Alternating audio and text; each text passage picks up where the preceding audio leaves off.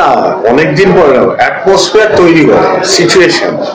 আজকে ম্যাচ ছিল তাই হয়েছে, ম্যাচ না থাকলে তো অন্য কিছু হতো। ম্যাচ ছিল আমি করেছি, আমরা বহু আগে করেছি, বহু মুসা জ্যাকসন করেছে, অপুকু করেছে, ডাগলাস করেছে, বহু প্লেয়ার করেছে। ভেঙ্কাটেশ এসেছিল, ভেঙ্কাটেশকে করেছিলাম। নতুন না, এটা নট নিউ। ওই দিমিত্রিয়াস হলো, মাদি তালার হলো, জিকসান হলো, তোরাই বলতে পার, তোরাই তো বলেছিলি ক্লাবটা উঠিয়ে দিচ্ছি আমরা। আমি বলুক কি বলছে, আরে আমি কেন বলবো?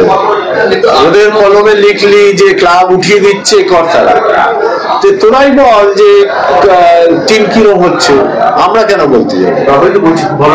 তো ভালোটাই লেখ, আমার থেকে শুনতে চাইছিস কেন?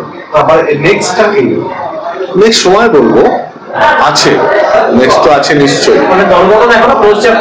না নিশ্চয়ই যে চোট পেয়ে তার সাথে কি ফিরিয়ে আনার কোনো বলে বলবো।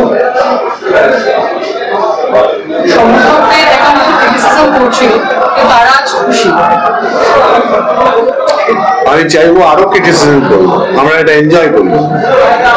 ক্রিটিসিজম ছাড়া কোনো অর্গানাইজার বাঁচে না, যত ক্রিটিসিজম হবে তত ভালো আমাদের জন্য। ক্লাব মহলে কিরকম অ্যাটমসফিয়ার, মানে এটা কি একটা স্বস্তি দিচ্ছে? একটা মাঝ মাঠে সত্যি প্রয়োজন ছিল আগের সিজনে ফুটবল দেখার, এরকম একটা ক্লাব মহলে টিমে কখনো স্বস্তি দেয় না।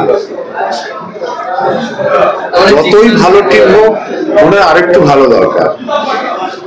এই স্বস্তি আমাকে জীবনেও দেবে না। এখনো মনে হচ্ছে তাই? হ্যাঁ, এখনো মনে হচ্ছে তাই।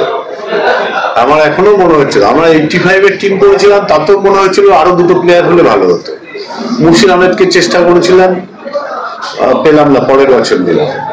তো টিমের কোনো ইয়ে নেই, শেষ হয় না টিম। গত 4 বছরের তুলনায় এবার কি ভালো টিম? সংবাদ মাধ্যম, সমর্থক, সভ্যরা বলুন। উৎসবে উপহারে, নিত্য প্রয়োজনে শাড়ি ও রেডিমেড পোশাকের একমাত্র ঠিকানা রাজলক্ষ্মী, হিন্দ মোটর স্টেশনের নিকটে।